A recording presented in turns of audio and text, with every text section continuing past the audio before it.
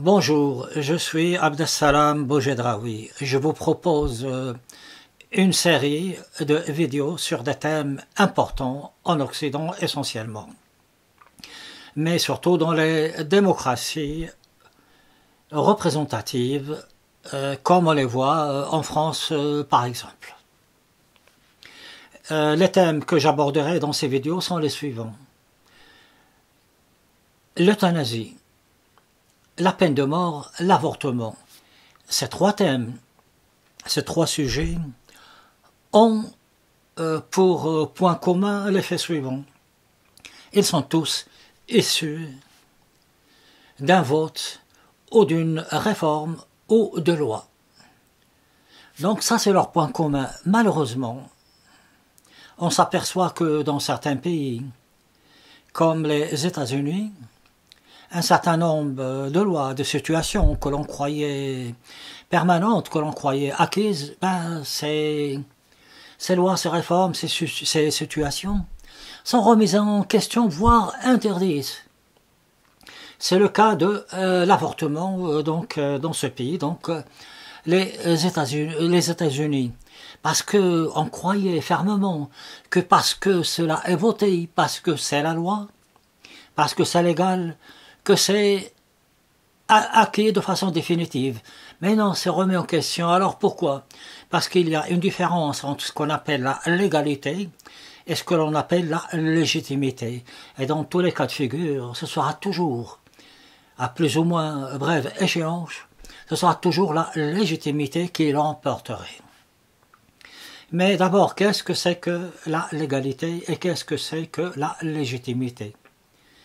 Il y a légalité lorsqu'une loi ou une réforme suit un processus qui est conforme à des textes de loi élaborés par des députés, c'est-à-dire par les représentants des citoyens.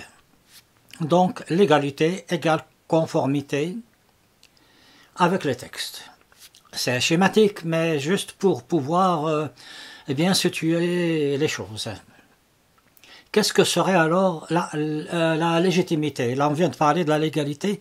Maintenant, on aborde la légitimité des réformes et des lois. Alors, c'est un peu plus complexe.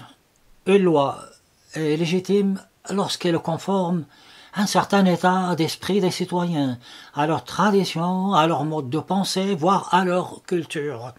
Ou à leur idéologie. Ça dépend des pays. Il n'y a pas de légitimité comme cela dans l'absolu.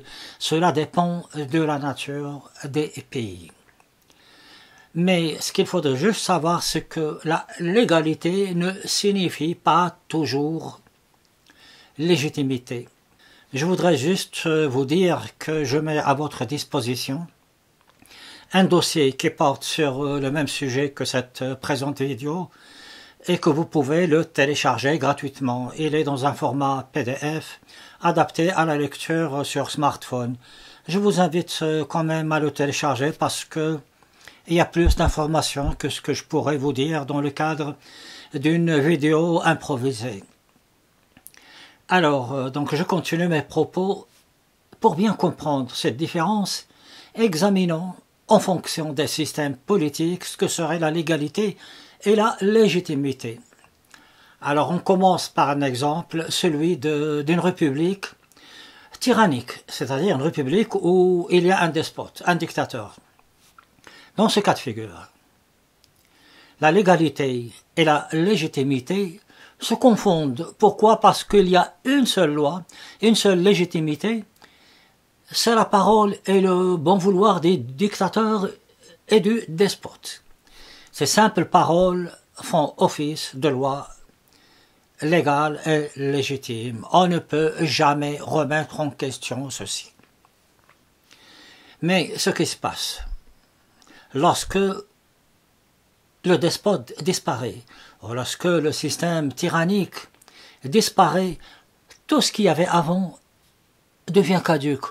Toutes les lois du tyran sont bannies, interdites parfois, et on repart sur autre chose, on recherche une autre légitimité, et on recherche une autre légalité. Donc, premier cas de figure, la tyrannie. On examine un autre cas de figure qui est celui des régimes, des systèmes politiques religieux, c'est-à-dire qui obéissent à une confession. Là également, ici, la légalité se confond avec la légitimité à condition que cela reste dans le cadre du religieux. Pourquoi? Parce que tous les textes que l'on va adopter seront du droit divin. Dans ces conditions, ils ont force de légalité et force de légitimité divine, ou religieuse, ou de confession, etc. Mais beaucoup de pays, dont la politique est confessionnelle, adoptent malgré tout quelques lois modernes. Alors il n'y a pas de souci, ces lois elles sont acceptées parce qu'il y a un courant international que l'on devrait suivre. Mais ces lois qui ne sont pas, disons, religieuses ou bien de sensibilité religieuse seront tout le temps acceptées, elles seront tout le temps légales, mais jamais légitimes. C'est-à-dire que dans certains cas de figure, lorsque ces lois modernes vont influencer sur les traditions, sur les coutumes, sur la religion, elles pourraient être remises en question. Si par malheur ou par circonstance, ces lois venaient à s'opposer de façon frontale aux coutumes, aux traditions, il est tout à fait possible que le pays concerné se referme sur sa religion, sur son idéologie de confession, pour éliminer toutes ces lois que l'on pourrait qualifier de modernes. Je n'ai pas utilisé, vous l'avez constaté, de laïque. Alors, les exemples en ce sens ne manquent pas.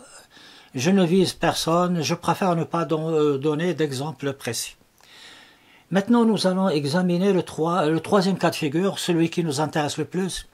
Qu'est-ce qui se passe en Occident lors de la démocratie représentative? Dans un premier temps, il y a confusion entre la légalité et la légitimité. Pourquoi? Parce que il y a un climat de confiance. Un élu, un représentant, ou qui voudrait être élu, propose un programme à travers des meetings, à travers des rencontres, et les gens y adhèrent. Pourquoi? Parce qu'il va représenter l'intérêt général et pas son propre intérêt.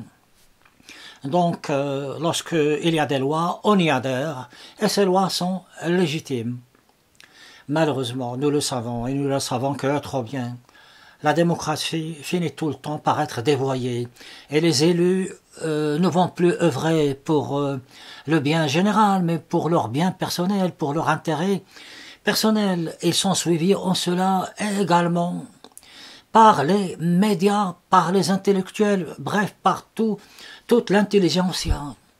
Ce qui fait que s'installe un climat de défiance. L'on ne fait plus confiance aux élus. Et ce qu'ils vont proposer aura tout le temps, parce que c'est comme ça, force de loi. Mais avec la confiance qui commence à s'estomper, ils vont perdre en légitimité, c'est-à-dire qu'ils gagnent en légalité, mais perdent en légitimité. Et d'autant que nous savons qu'en période électorale, il y a toute une armada de moyens qui est mise en œuvre pour convaincre les citoyens à voter dans un sens ou un autre, les sondages, etc. Il y a beaucoup de moyens de persuasion. Et finalement, lorsque cette défiance devient très grande, les lois et les réformes peuvent être remises en question. Mais plus que cela, les élus eux-mêmes sont remis en question. On ne les respecte plus. Et on va même jusqu'à les agresser. Et on dit que ces lois-là, il faut les abolir. Les lois et les réformes que l'on avait établies, et parfois auxquelles beaucoup de personnes avaient consenti, mais parce que les temps vont changer, installation des crises économiques, installation des crises de valeur par exemple.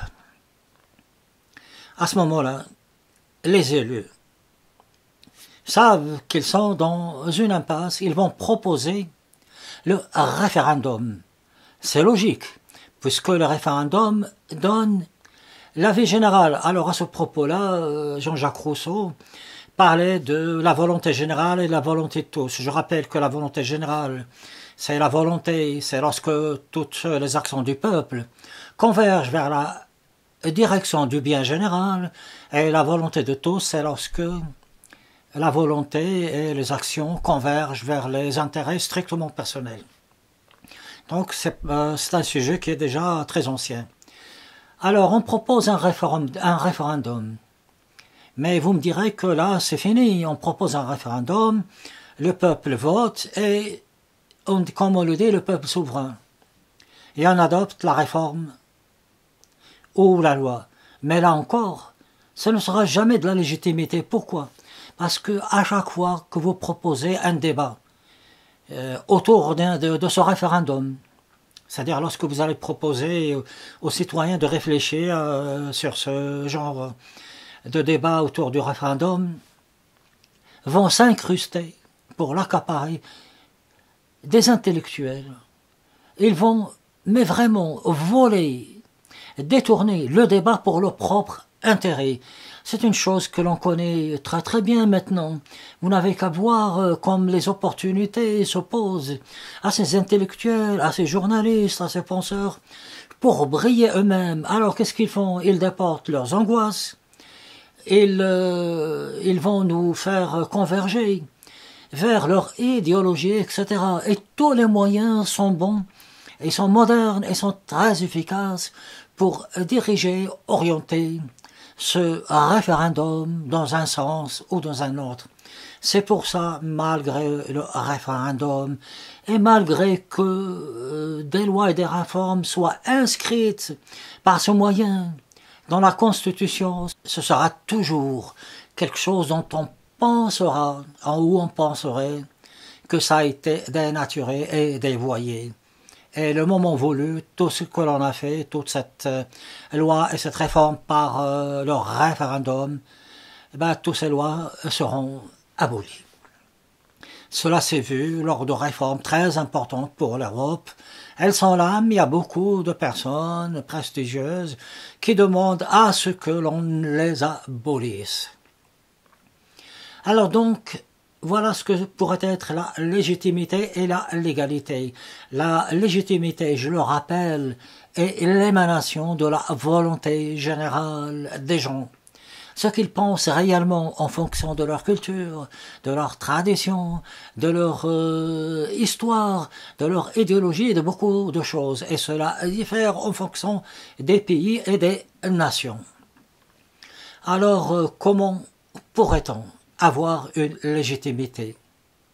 Alors là, moi je vous donne ce que je pense personnellement. Une légitimité d'une loi et d'une réforme ne peut venir que lorsque on permet aux citoyens, on leur permet donc d'avoir un débat libre sans la moindre intrusion, ni des intellectuels, ni des journalistes, ni des hommes et des femmes politiques, et en l'absence de tous les sondages qui peuvent avoir une influence considérable sur les votes. Par exemple, aujourd'hui, on décide de faire une réforme sur un sujet particulier et crucial. On demande aux citoyens de réfléchir par les moyens qu'ils veulent. Dans les cafés, dans les clubs, dans les restaurants, dans leur domicile, dans des réunions, dans des colloques, etc. On leur permet d'avoir le temps qu'il faudrait pour discuter. Et après ce laps de temps, ou cette période, on demande, on s'inquiète de leur opinion. Alors, la méthode de récolter les opinions reste à trouver, mais à ce moment-là, ça pourrait être ce qui ne serait pas un vote, ni un référendum, mais un moyen, par exemple, par des intermédiaires ou par de grands groupes de personnes, et on dégage le consensus. Le consensus voulu est le moyen de garantir la légitimité. Mais nous le savons, par exemple, par le biais du référendum, lorsque la situation devient explosive, on peut encore gagner quelques dizaines d'années, 10 ans ou bien quelques dizaines d'années supplémentaires durant lesquelles le système représentatif dévoyé, dénaturé peut encore continuer à fonctionner, mais il ne faudrait pas aller trop loin parce qu'après, lorsqu'on se retrouve dans l'impasse, nous allons, les pays qui font cela, eh ben, ils convergent vers des choses que l'on connaît par le passé, soit vers les guerres, soit vers les racismes, soit vers les crises économiques que l'on peut régler et que l'on n'arrive jamais à juguler du fait même qu'on devient prisonnier de ses propres idées, de ses propres pensées, lorsque s'installe essentiellement la cancel culture. Je suis Abdesalam Boujedraoui, je vous remercie pour votre attention. Et je vous rappelle que vous pouvez télécharger un dossier complet sur ce même thème. D'ici là, portez-vous bien.